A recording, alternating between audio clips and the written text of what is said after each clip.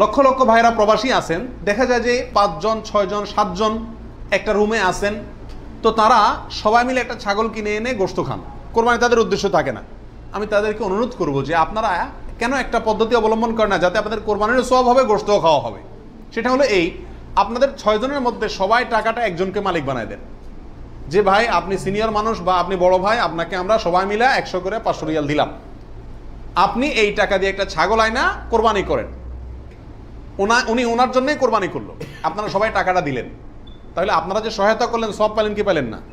আর ওনার কোরবানিটাও হয়ে গেল, গোশতও খাওয়া হয়ে গেল, একসাথে সবগুলা পাখি এক ডিলে মারা গেল। আর যদি সবাই ঈদের দিনই জবাই করবেন ছাগল, তাহলে কোরবানি কেন করবেন না? একটু চালাক হলেই কোরবানির সওয়াবটাও হয়ে যাচ্ছে, গোশত খাওয়াটাও হয়ে যাচ্ছে। প্রবাসী ভাইদের ভিতরে এই সমস্যাটা প্রচুর পরিমাণ দেখা যায়, যে 5-6 জন মিলে ছাগল কিনে কোরবানির নিয়ত কেউই করে না, অথবা সবাই মিলে কোরবানির নিয়ত করে, যার দুইটাই কি ভুল।